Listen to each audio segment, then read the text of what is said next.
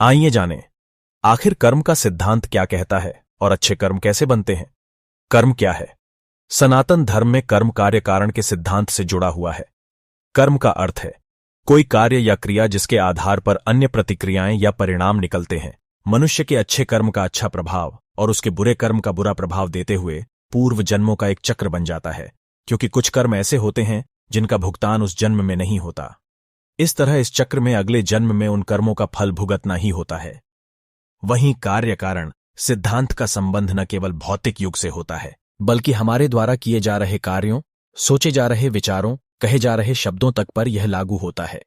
कई बार हम कुछ ऐसे कार्य करते हैं जो हम करना नहीं चाहते, पर वह पूर्व जन्म के कर्म के आधार पर निश्चित होते हैं, जिस कारणवश वह कार्य किसी न किसी माध्यम से पूर्ण हो ही जाता है। जैसे ही पूर्व जन्म का हमारा चक्र समाप्त हो जाता है, व्यक्ति को उसी समय मोक्ष की प्राप्ति हो जाती है। हमारे शास्त्रों में इस बात का उल्लेख मिलता है कि 84 लाख योनियों के बाद मनुष्य का जन्म प्राप्त होता है। साथ ही यह भी विशेष रूप से वर्णित किया गया है कि केवल मनुष्य योनि में ही जन्म और मृत्यु के चक्र से मुक्ति पाई जा सकती है। कर्म कितने प्रकार के हैं? 1. नित्य कर्म, 2.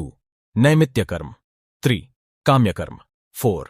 निष्काम्य कर्म, 5. संचित कर्म, 6. निषिद्ध कर्म। निषिद्ध कर्म मनुष्य के कर्मों का फल कैसे मिलता है? मनुष्य के कर्म का फल उसकी परिस्थिति और दैवीय शक्तियों द्वारा निर्धारित होता है।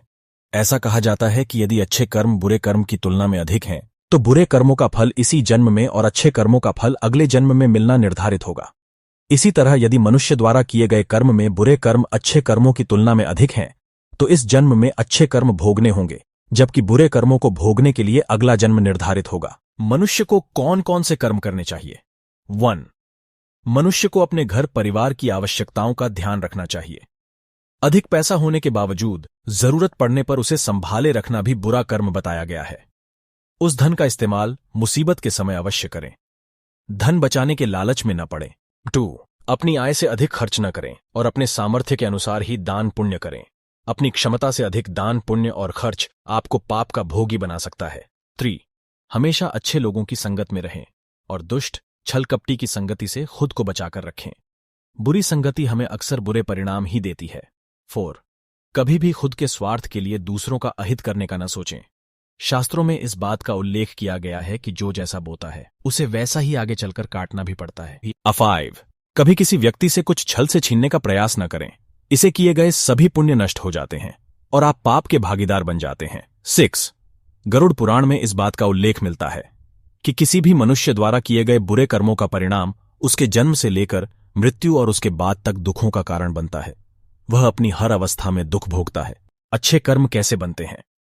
अच्छे कर्म के बनने से पहले हमें इस पर ध्यान देने की जरूरत है कि आखिर अच्छे कर्मों बनने का सबसे पहला पड़ाव क्या है। मनुष्य के द्वारा किए जाने वाले सभी कर्म उसके विचारों से निर्मित होते हैं। हमारी सकारात्मक या नकारात्मक सोच विचारों को जन्म देती है और वही विचार कर्म बनते हैं। इस तरह सोच सकारात्मक होने पर ही अच्छे कर्मों का निर्धारण हो सकता है। अच्छे कर्म को करने के लिए हमारे आसपास का वातावरण बहुत अधिक जिम्मेदार होता है। कहा भी जाता है कि जैसा वातावरण वैसे हम। इसीलिए कोशिश करें कि अपने घर का वातावरण और शरीर का आभा मंडल सकारात्मक बनाए रखें। इसके लिए अपने घर में पारद शिवलिंग को रखें। पारद शिवलिंग में समाहित सकारात्मक ऊर्जा घर और व्यक्ति दोनों को सकारात्मक बनाए रखने में बहुत बड़ी भूमिका अदा करती है।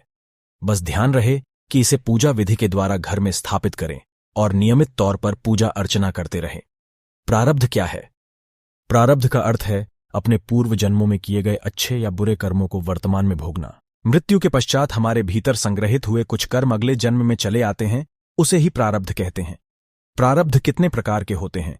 सनातन धर्म में 3 प्रकार के प्रारब्ध का उल्लेख किया गया है। 1. मंद प्रारब्ध, जिसे वैदिक पुरुषार्थ के द्वारा बदला जा सकता है। 2. तीव्र प्रारब्ध, हमारे पुरुषार्थ और संतों के पुरुषार्थ से बदल सकता है। 3. तीव्र प्रारब्ध अपरिवर्तनीय है, क्योंकि इसमें जो होना है वो होकर ही रहेगा। पाप का फल कब मिलता है? पाप का फल किए गए कर्म पर निर्भर करता है। यदि आपके द्वारा किए गए कार्य बुरे हैं और वो अच्छे कर्मों की तुलना में अधिक हैं, तो इसका फल आपको अगले जन्म में भोगना पड़ेगा। यदि बुरे कर्म कम हैं, तो इसका भुगतान आपको इसी जन्म में करना होगा। इस प्रकार यह चक्र चलता रहता है। संसार में सबसे बड़ा पाप क्या है? संसार में सबसे बड़ा पाप इस स्त्री का अपमान करना बताया गया है।